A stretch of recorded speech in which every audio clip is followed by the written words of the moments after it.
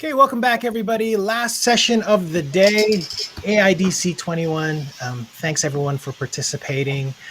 It's really been an incredible day. I'm looking at the total number of registrations right now. We've had 989 folks register for this particular event. And like Brian was saying earlier today, it's so encouraging to see so many L&D professionals interested in this topic and wanting to just do things better, become better designers, just include accessibility and inclusion into their work. So thanks again for joining us. Before we get going with this final panel session, I wanted to thank the interpreters. Amber and Rebecca have been absolutely amazing. You'll see there's the A for Amber. You can't see her on screen. And Rebecca is active right now.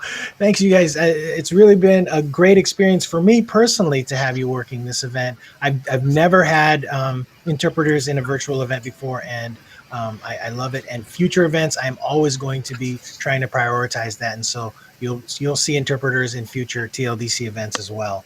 Also, with that said, Kayleen Holt, the host of this panel, and also one of the team that helped put this together, she is the one who sponsored the interpreters. So big shout out to Kayleen. Kayleen, thank you for doing that, and also for helping us put this program together, for bringing Sheri in. It's really been great working with you.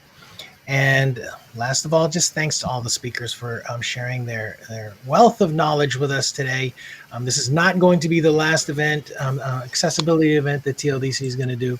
So hopefully in the future, we'll have you back and we can do more of these things. And so with that said, everybody, I'm going to go ahead and hide myself and enjoy this final panel, and we'll see you next time. All right. Well, welcome, everyone. My name is Kayleen Holt. I am with Scissortail Creative Services. And I have a couple of hidden disabilities myself.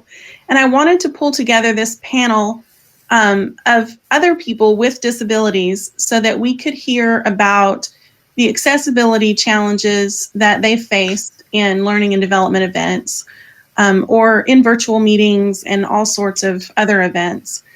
We have with us Sheri Byrne-Haber. I hope I'm saying your name right, Sheri. You are. Thank you. She is a certified accessibility specialist. If you were here this morning, you heard her wonderful session. If you didn't get a chance to catch it, be sure and look it up on the recordings.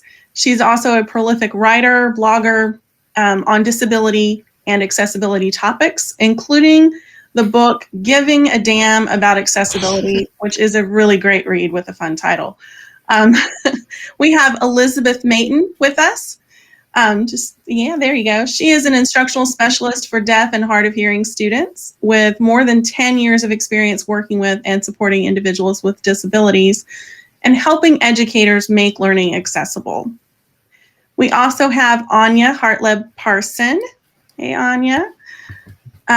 She's a data sales training and process improvement specialist. She's worked in higher education, nonprofit, consulting, insurance, financial services, and you can catch quite a few sessions with Anja, I think, on the TLDC website.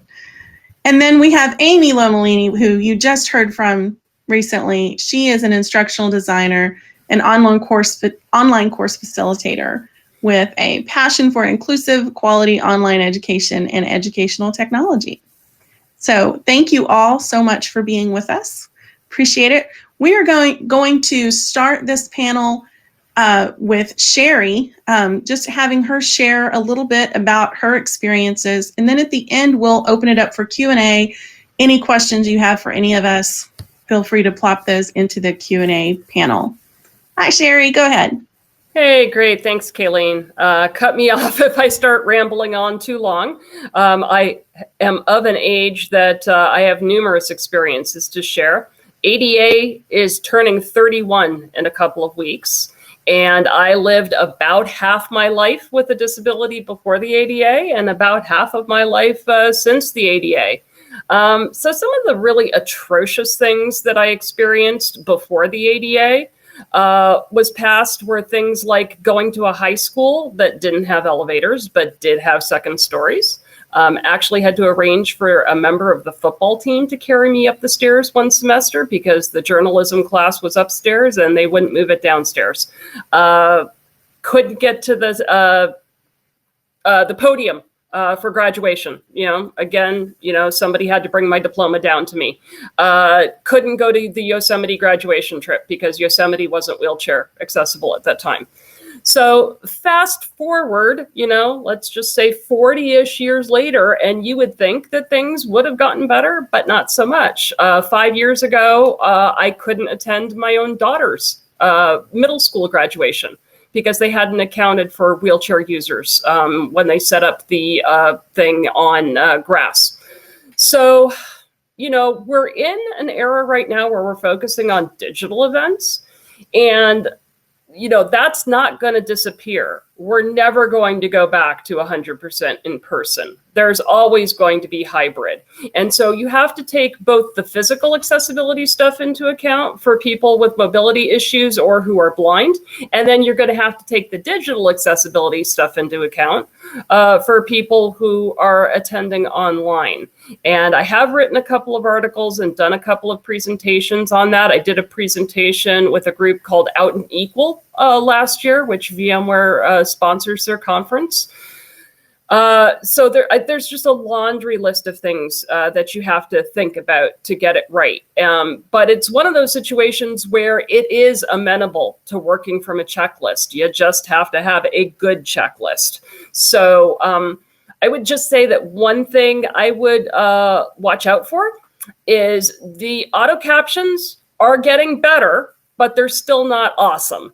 And there are vendors who are now moving away from CART, and CART is live transcriptionists, and they're moving over to something called Respeaking, which still relies on auto captions. It's just somebody who's trained to work with the captions engine that doesn't have an accent, that knows how to pronounce all the words correctly, saying the stuff into the system that then shows up in the caption screen.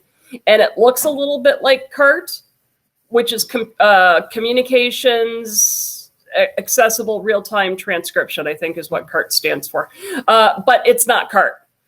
You get into all kinds of delay situations with network lag, and it's just not a good way to go. So when you're booking captions, it's fine to book auto captions or use auto captions, just as long as you understand what the limitations are. And if you're using Zoom, they just recently, like within the last week, enabled captions for breakout rooms. That was not available previously, which was super annoying, and I beat them up really hard. I don't think I was the only one. I'm not going to take credit for them doing it, but I was one of the people that screamed, and they did fix it.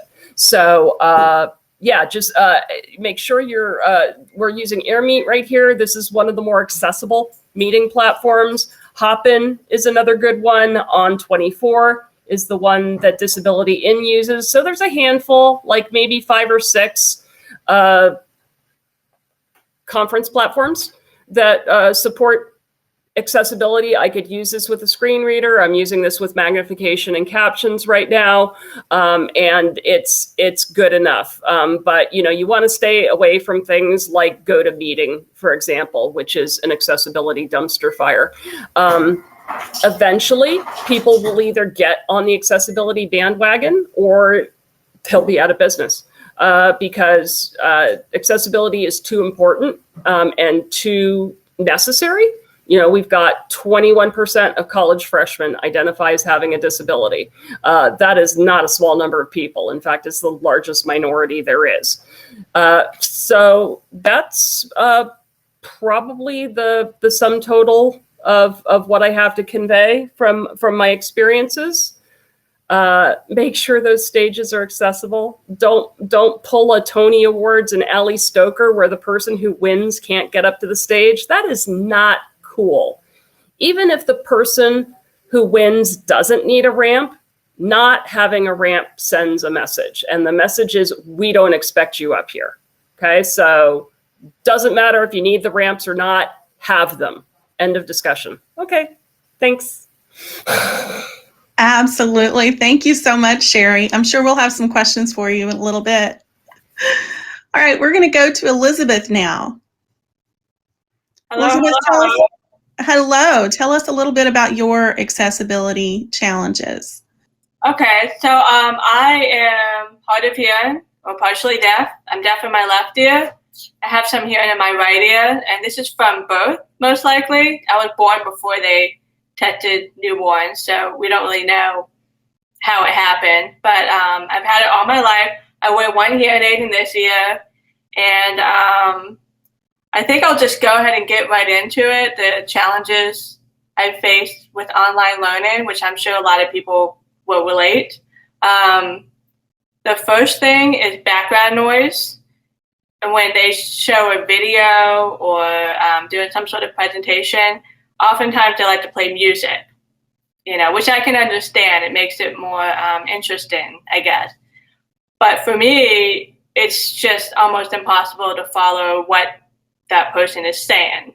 So the music might be great, but I'm not getting the information. I can't access the important information I'm here to learn about. So that is one of the biggest issues. I've noticed a lot of people like to play music or even just a little bit of background noise. That makes it really challenging. And I know for some people that can be very distracting as well, whether they have a hearing loss or not. So I guess the solution to that would be don't play music while the person is talking, or if there's any sort of important auditory information. If possible, if you must play music or have some sort of background noise going on while you're talking, then caption. Make it so that we have subtitles and closed captions. Captions should be an option for everything, by the way. So that will solve a lot of the issues that I come across. Now, I can't speak for everyone who's deaf or hard of hearing. Some people need ASL interpreters, or they need captions and interpreters. I will say this, for this event, one issue I have is that if I turn on the caption, I can only see myself. I can't see anyone else, and therefore I can't see the interpreter. So that kind of takes it away as well. While everyone else can see what's going on, I can't see it because I need captions. So I know it's tricky, and it's just something to think about, and I know there's ways around it. The technology is there for the captions. So anyway, moving on. Another thing is when people mumble or when I can't see their face, like the room is too dark. That was an issue during online learning during the pandemic, when we had to force ourselves to teach everyone online.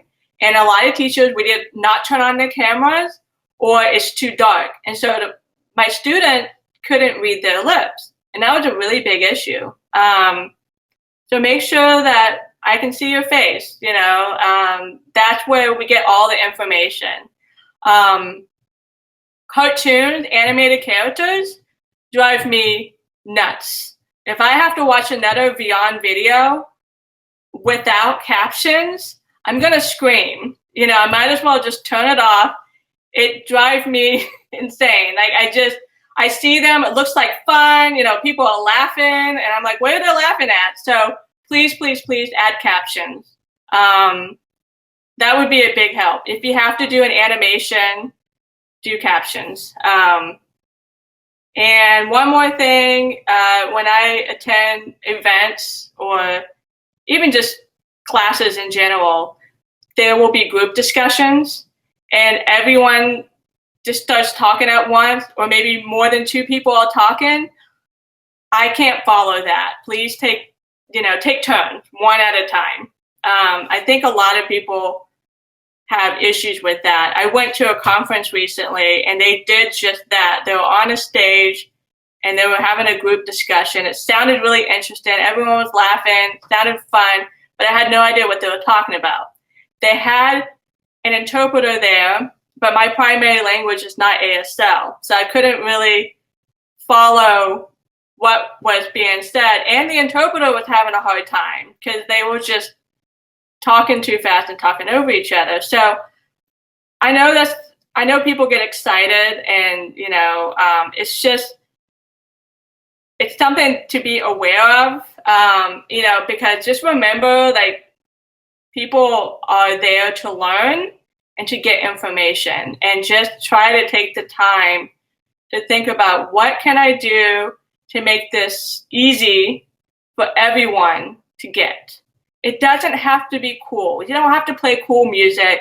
I don't care if there's no fireworks I think people get caught up in that, where they're trying to make it look really cool and fun and exciting, when really it should just be, just give me the information, don't waste my time, especially if I paid my money. So, and I will say this before I'll stop rambling, but I do wish people would speak up more. People, if you need something, or if something's not working for you, or if you want to take a class, and especially if it's a class that you're going to pay for, make sure it's accessible. And if it's not, speak up. Let them know. I think more people need to speak up.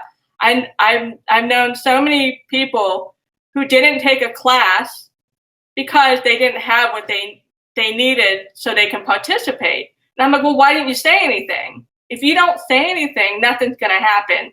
They're not mind readers. We're all learning here, and we're all different. We all need different things. So I think that's really important. I wish more people would speak up. And I'm really glad that we're having this discussion, and I think it's really cool. So anyway, thank you. Glad to be here. I'm done. Thank you so much, Elizabeth. Lots of great things shared there. And I noticed while you were talking, Sheri also mentioned, when we go back to in-person events, wait for people to get to the microphone before answering questions. That's really important. Captioners and ASL interpreters won't hear them. Other people who maybe aren't using ASL but can't hear as well won't be able to hear them. One of my pet peeves is when the instructor doesn't repeat a question a student asks in class when there's no microphone. I have no idea what you're answering if you don't do that. Yeah.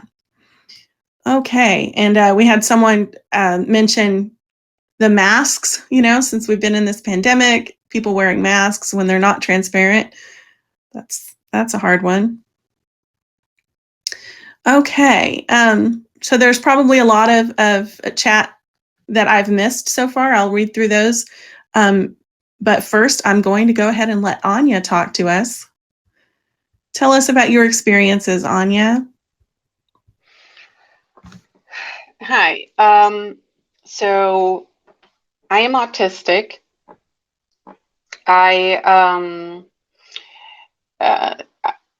want to explain a little bit about autism first, so that you can get a better idea of why the challenges are what they are.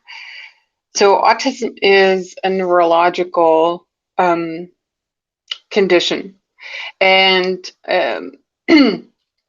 I can only speak from myself with respect to autism, because every person with autism, as I'm sure every person in general, is different. And that is very true about people with autism. There's the saying, once you've met one person with autism, you've met one person with autism. So I also have I have a set of twins with autism, and I can tell you that all three of us are very different.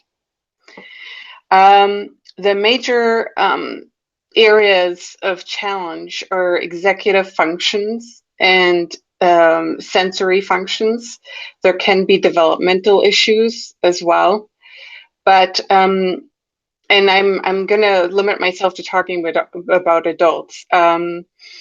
With respect to executive functions, you can think about difficulties in language processing and communication, auditory processing, to some extent, obviously features in executive functioning, also in sensory processing, memory, planning, organization, and prioritizing.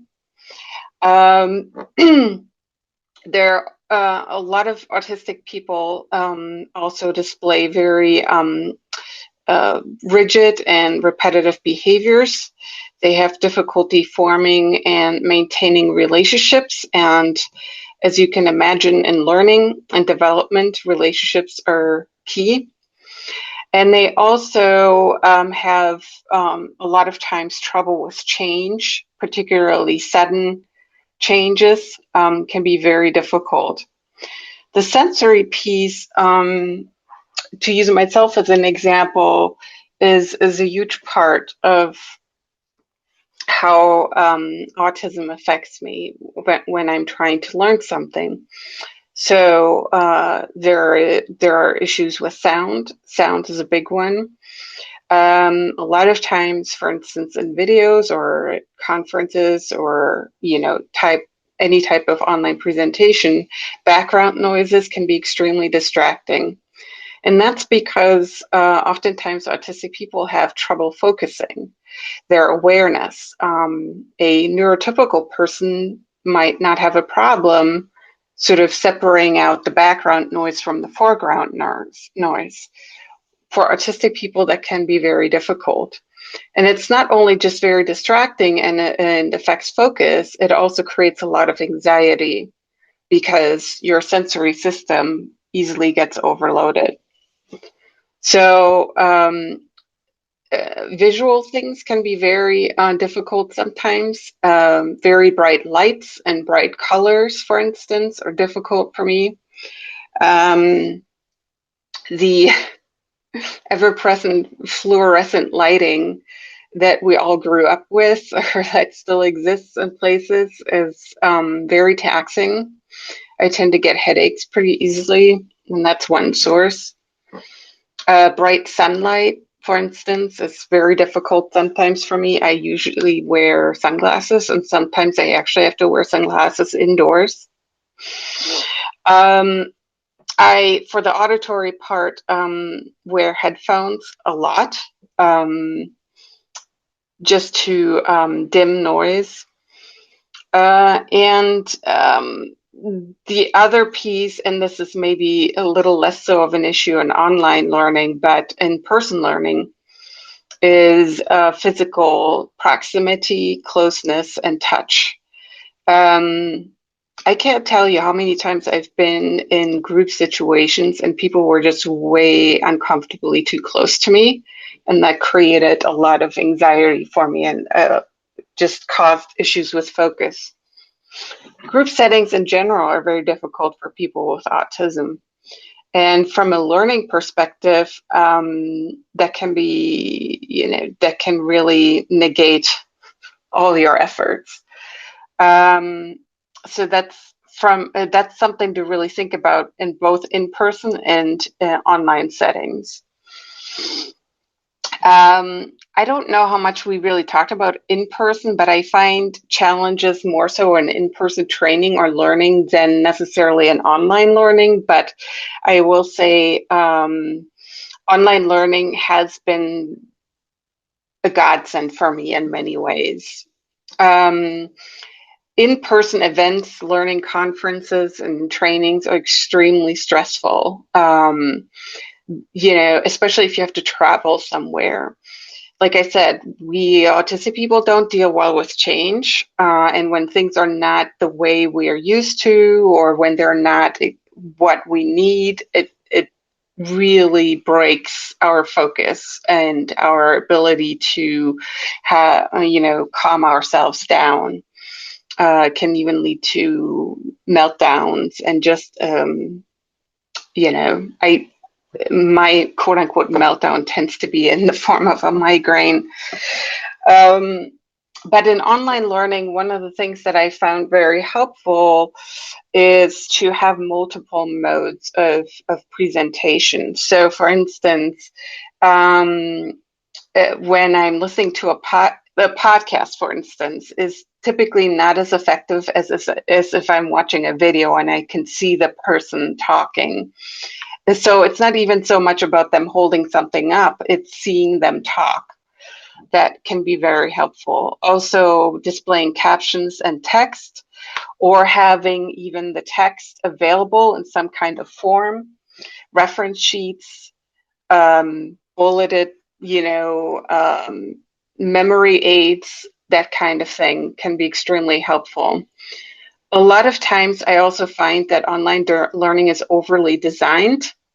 It's very busy. There's a lot happening on the screen. Someone is trying to get very fancy and creative with their animations, etc., which is all lovely, but it's, again, very difficult for someone like me to focus. So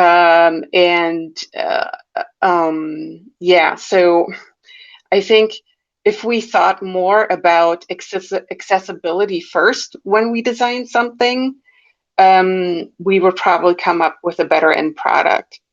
And lastly, also the ability to control the learning for me is very, very important.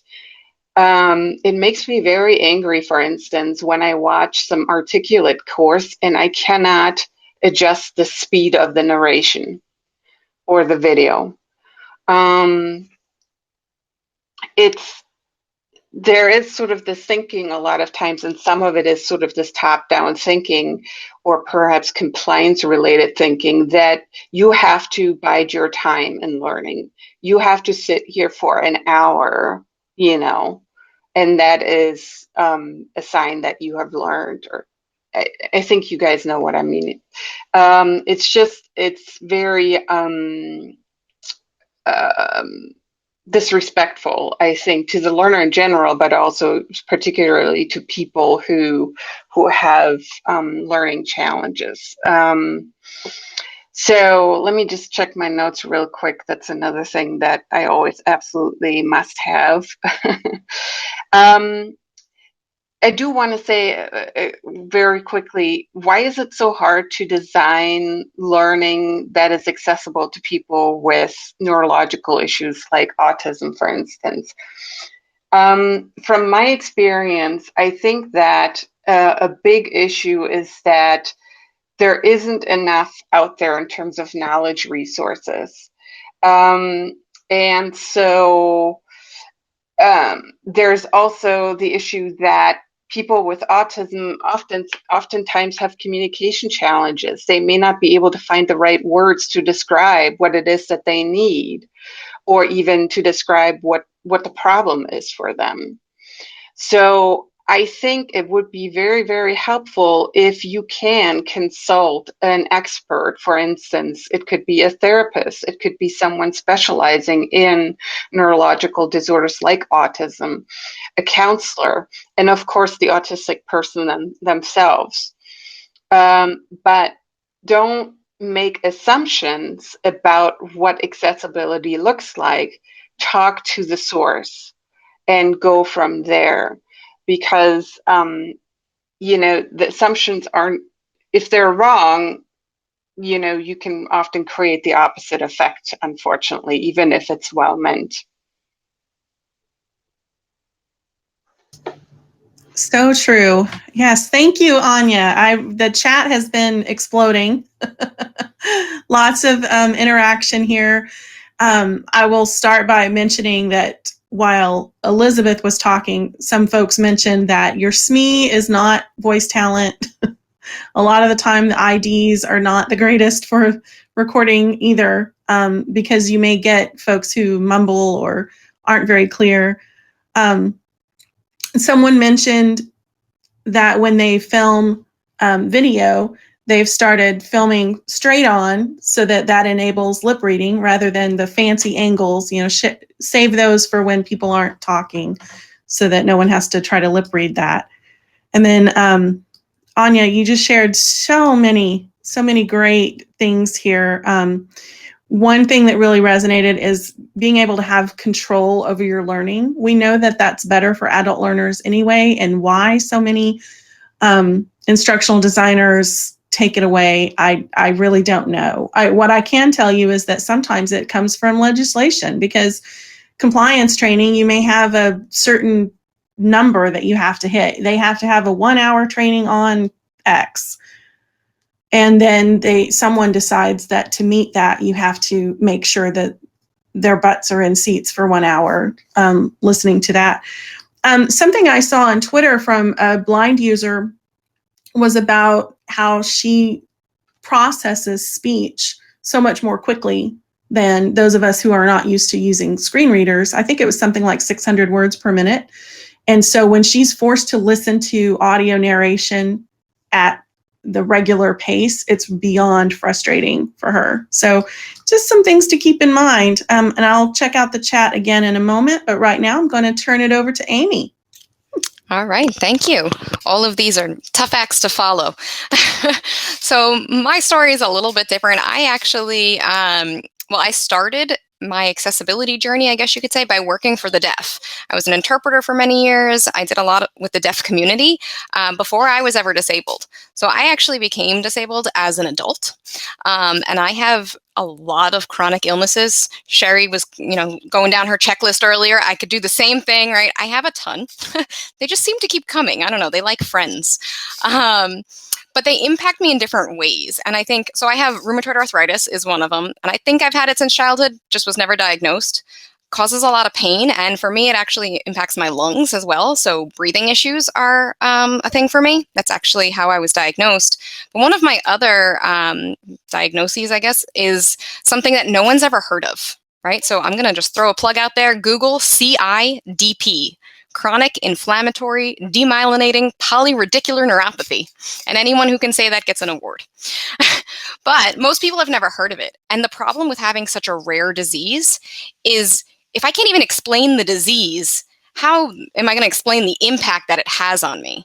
So I find having conversations, and I know there was something in the chat before, like when you first get a job and trying to have a conversation with HR about your needs, it's really difficult if you can't really even explain the disease itself.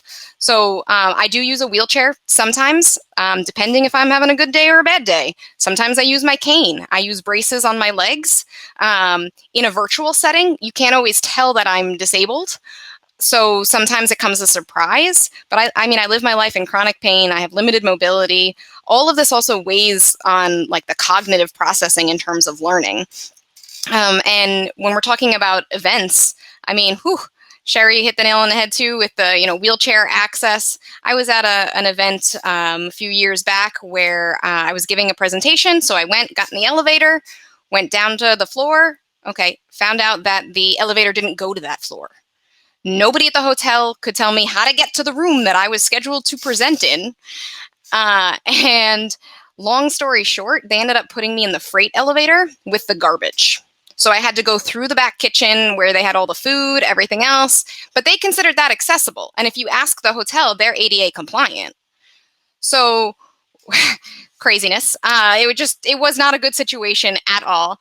I've also been in, different institutions where I got stuck on the third floor because the elevator broke while I was in a meeting with someone on the third floor and there was no other way to get down. They wanted public safety to carry me down. And I'm an adult. This was my place of employment at the time. It didn't seem right I didn't want a public safety person trying to hold me and then carry my wheel.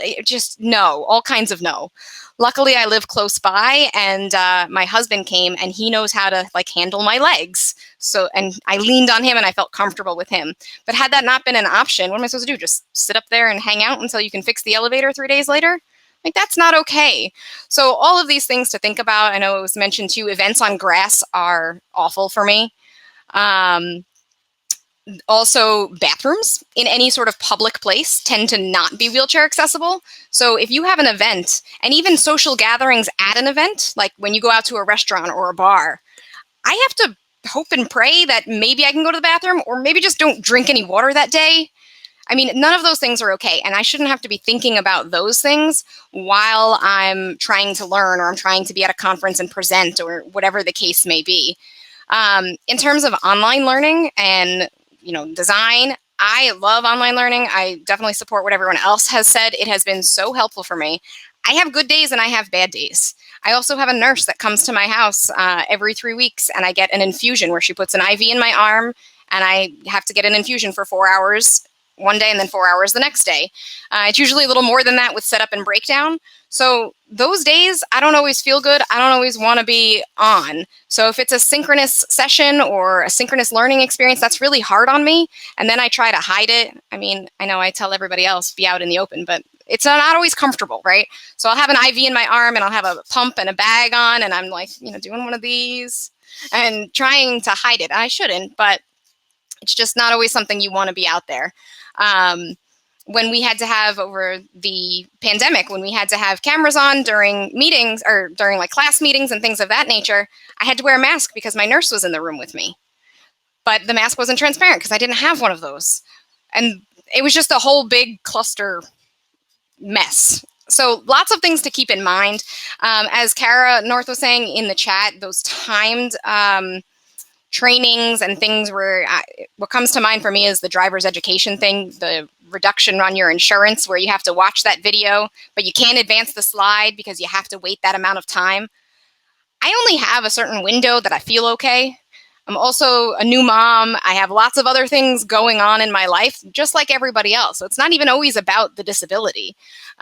So sitting there, I've already finished reading your slide. I don't need to now be told that it's going to take me another minute or 10 minutes, then I should have to wait here. That doesn't help. So just like, Anja said too, give me the information. That's all I'm asking for. I think Elizabeth mentioned that point. Having that learning control allows me to work when it's convenient for me and when I feel okay and I can advance. Another thing I want to say, I think it might have been Anja who was saying it, testing things out. Oh no, it was Elizabeth, right? Being the advocate, you don't have to have a disability. If you're in a training or you're in a presentation and you notice there's no captions, tell somebody to turn those on. You don't have to be necessarily the one to use it. I think something that I find a lot for me is that I'm the one that has to complain, right? It's constantly on me to bring it up that this isn't working for me. But it's something that somebody else can notice. So even when you go into a building, test out that automatic door opener, right? If it doesn't work, tell somebody so that by the time I get there, it works for me. And when you're a new employee or when you're, just joining a team or whatever, it's awkward to constantly call up HR or call up maintenance and say, hey, the door's out again. At one place, they actually gave me a remote control to the door because it broke so often. That's not okay. It needs to work for everybody. The person carrying the heavy backpack or the professor who comes in with their suitcase, briefcase thing. It needs to work for everybody. The delivery man who brings, whatever he's bringing. So I think that it's really, you can all be advocates. You don't have to have a disability. And I think that's one of the things I want to get across. So if you're trying to, design your training, design it with accessibility in mind, and all those buy-in tips and all of the myths and everything that we've talked about today, use that to your advantage. Use that in your dialogue. And, maybe we don't have to all the time, but there you go. Be an advocate, please. Also, I did want to say, somebody in the chat mentioned nothing about us without us. That is a huge saying in the disability community. So when it comes to testing, when it comes to trying your product, getting that user feedback, make sure you're recruiting a diverse group of people who will actually be using the training or the product that you're producing, and compensate people. So often we think, I can just talk to that, deaf person on Twitter or the blind person, and they can just use my course and with the screen reader and it'll be okay. No, you have to compensate them. Like, that's a job. And there's actually people and companies who do that for a living. It's not something you can just tap and use up somebody's time without giving them the proper compensation. Okay, that's my spiel. Absolutely love that point, Amy. Thank you so much. You all are just wonderful. All right, so we're going to look at the Q&A. There are quite a few questions in here. I'm going to start with some questions for Anja. I think I'll direct the first question to you, Anja, and other folks can jump in too if you want, because this one wasn't really directed to a specific person. But do you personally find it better to discuss the best ways you learn as an individual with an instructor, or do you find it exhausting to have those types of conversations? I've had situations where hires are shy in asking for a different approach. Both. I find it exhausting, but I tend to get better results if I do discuss it with the person who's directly in charge of, making the necessary changes. It is exhausting having to educate other people about what's going on with you, but at the same time, nobody can read your mind. So, we have to be patient and graceful when we approach other people and ask for accommodation. And that's something that I learned very early on.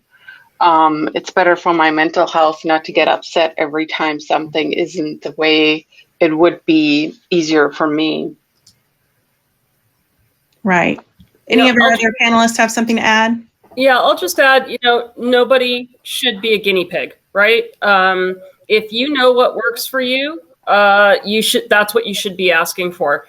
To avoid kind of the on the spot questions and answers, I actually have a one-page sheet called The Care and Feeding of Sheri, and I give it to every new person I work with, literally, where I say, talk to me on Slack, send me an email, don't call me, I don't listen to voicemail.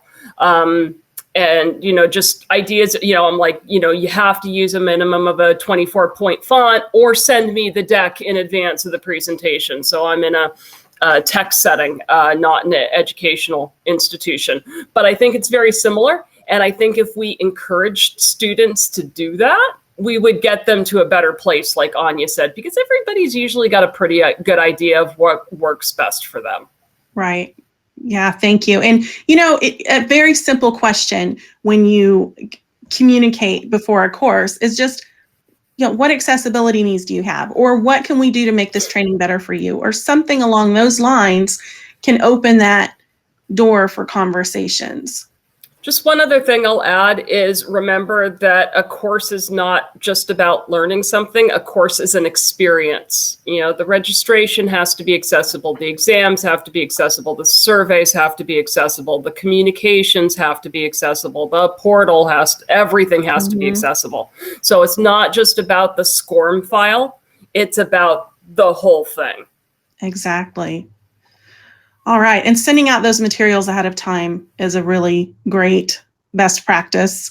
Sending out an agenda before you have a meeting is really, really nice too. Okay, so we have a lot of questions. And Luis, I'm going to rely on you to just stop us when you think we need to stop, because there's a bunch. All right. So we have a question for Elizabeth. Do you use PSE or SEE? I don't know what those are.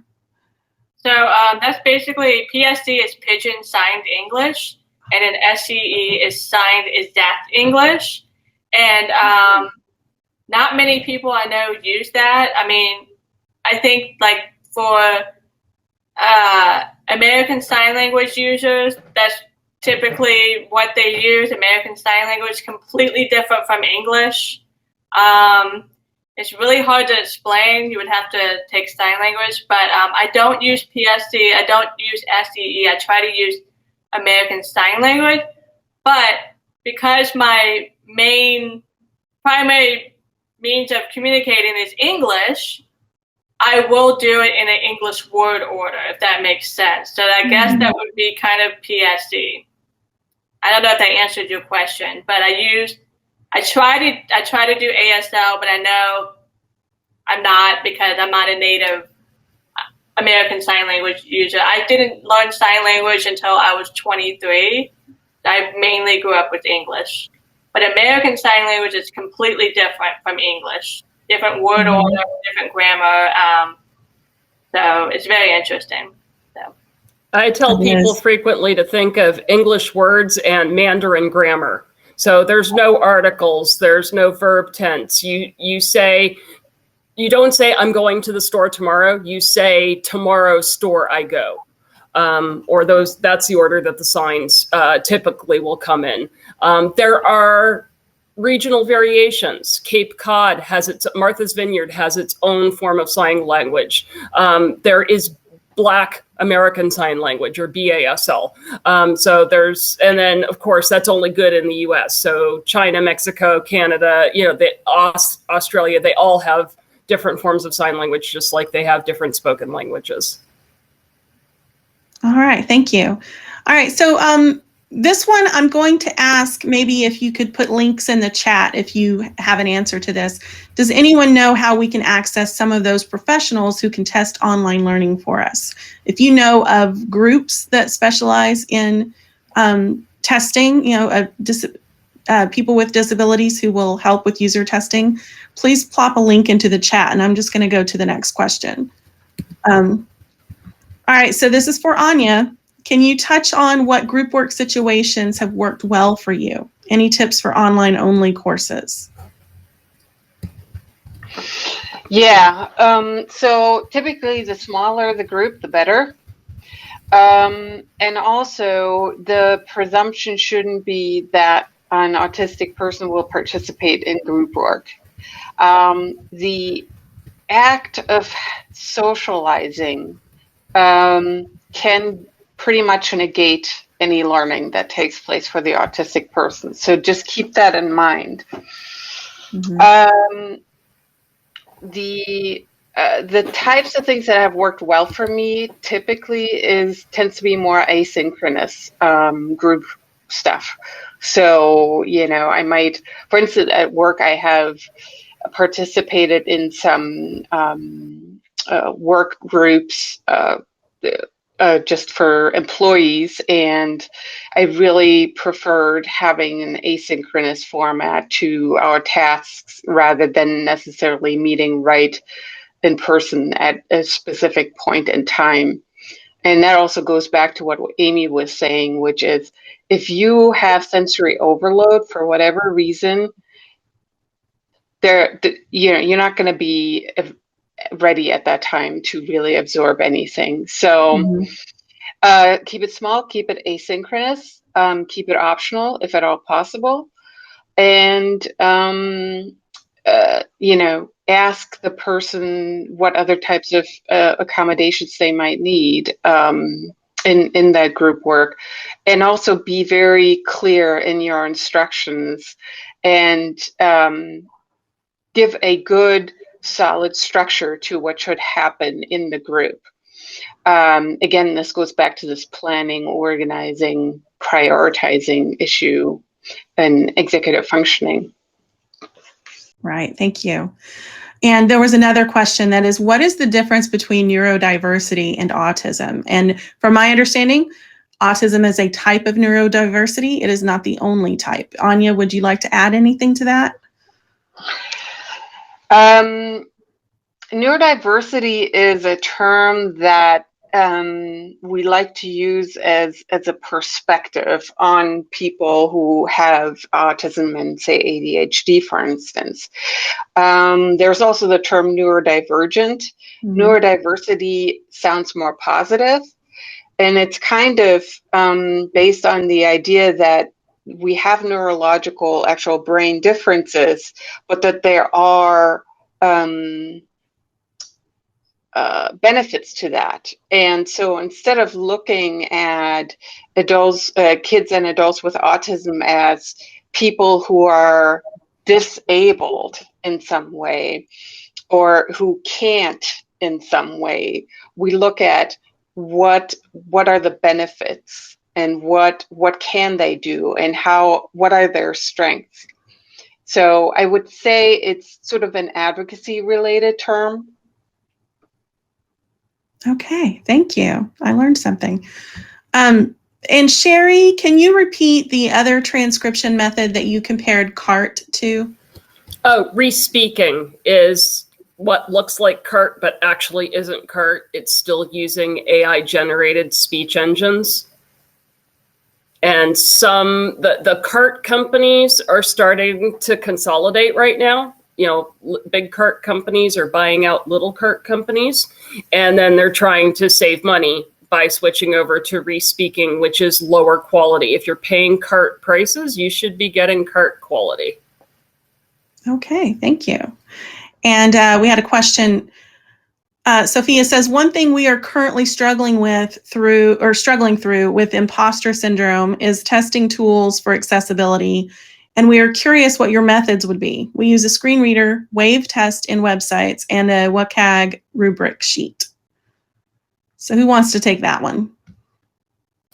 I will, because I'm actually working on some machine learning extensions to Wave. So if you go to GitHub and look at VMware's GitHub site, we've actually produced something that's in the open source called Crest. And so Wave, just so those of you who aren't, in the bowels of accessibility testing, inspects code, right? It looks at code, it says this code is good, this code is bad, this code you have to check. What it doesn't do is it doesn't look at interaction patterns. It doesn't look at data. And really, at the end of the day, that's what we're doing. We're not interacting with code. We're interacting with data. And so we've added some stuff on top of that. Not a super big fan of checklists, only because they tend to narrow the scope of what it is that people are looking at. We are looking at creating a style guide for accessibility at VMware. We have 140 products right now, and we've acquired 18 new companies in the last 3 years that I've worked there. So a lot of different things going on, a lot of different ways. Yeah, sure, everybody's got a skip link, right? You hit the tab button after the page loads and it says, hey, do you want to skip to content? But some places it moves stuff, some places it's on the left, some places it's on the right, it's red, it's green, it's in the center, So one way of doing skip links across the entire company for all of our products, for example, is something that we're going to be working on for the next year. And it's something that I recommend that most large companies or organizations look at. Okay, thank you. I just want to say I agree with what Sheri was saying. The checklists, everybody, that's a question I get all the time is, can you just give me a checklist so that I can just check everything off and then my course is accessible? It doesn't really work that way. They're a good place to start. And I think, Sheri, you mentioned earlier, they, checklists and even like a wave checker, they only can check so many things. It doesn't get to the human part of it. The interaction piece that you were just talking about, it really doesn't get to that level. That's where user testing comes in, testing with people with disabilities, testing with diverse groups in general. But if you're just starting out, the checklist can be a good place to just become more aware of these things. Just know that, you're not going to find everything with a checklist. It's not going to be the end all be all. Another thing that's really important to consider, just to add on to that, is that disability is the most intersectional historically excluded category, or underrepresented minorities, if you're more familiar with that term. If you are disabled, you are more likely to be a person of color. You are more likely to be a woman. You are more likely to be in a lower socioeconomic class. So a really mature organization doesn't just look at the disability, they look at the intersectional package. Yeah, thanks, Sheri, for saying that. This is really, really important. At the end of the day, people with disabilities are people, and they have unique talents and skills and experiences. And instead of looking at accessibility and inclusion as a chore, as an add-on, or whatever else, think of it as a competitive advantage. Think of it as tapping into that rich talent that you are otherwise not going to get. I'm going to give you a figure. Among autistic people, the unemployment rate is 80%. That is 80. Can you imagine what talent you are leaving on the street by not providing ways for us to participate in work? So I'll just let you think about that for a moment. It's actually honestly probably worse than that now, because since the pandemic, the overall unemployment rate for people with disabilities is 80% in the US. And before the pandemic, the neurodiverse unemployment rate was higher than the rate for other people with disabilities. It's really, really bad. The whole point of the ADA was to help people with disabilities get jobs.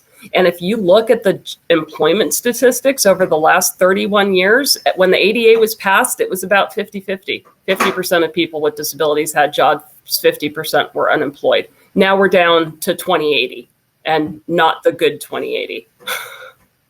Yeah. Yeah, if you design for the marginalized, if you think of humanity as a spectrum, and if you design for either end and all of the people, you cover everything. But if you design for this person that you think is this normal, whatever that means, but if you design for that person in the middle, you're missing all of those people on the edges that have been historically marginalized. Microsoft has a really great inclusive design toolkit that if you're unfamiliar with, I'll just pop it in the chat there. I definitely recommend checking that out as a good place to start.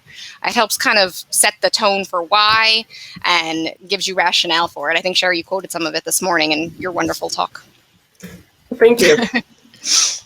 All right. Yeah, it is a good place to start.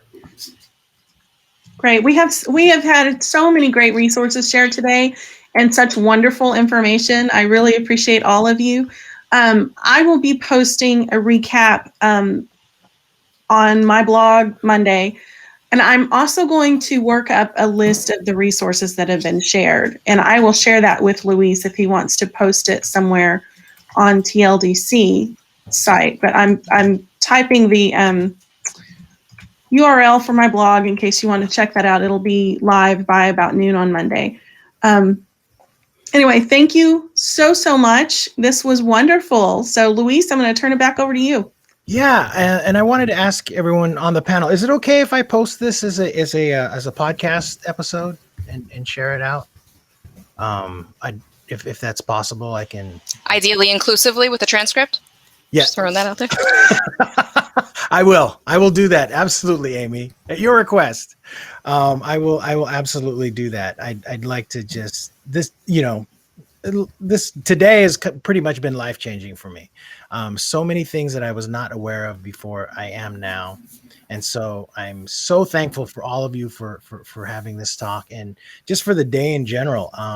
I've got a lot to think about, and this is going to be a good weekend for me to really sort of reframe a lot of the things that are going through my head. So thank you, you guys. And yeah, so I will post this and I'll put it out there with all the other podcast episodes that I do with a transcription. And with that, everybody, thank you so much for spending the day with us. We had almost 1,000 people register for the event, pretty close to it. I'm sure after it's all said and done, we'll hit that number without a problem. So biggest event TLDC has ever produced. And I'm just glad that you guys registered for the event and are moving forward. So thanks, everyone. I'm going to go ahead and close everything out. All the recordings will be available here in AirMeet for the rest of the weekend, and then I'm going to just shut down this instance and then take the recordings and put them somewhere else for everyone to access. I'll send you guys a follow-up email. Not sure if it'll be Monday, maybe Tuesday. I just need a little time to format this stuff. But thanks, Luis. Thank you so much, Luis. Thanks, Kayleen. Wonderful day. Thank you all. Bye-bye. Bye. Wonderful day. Thank you all. Bye-bye. Bye.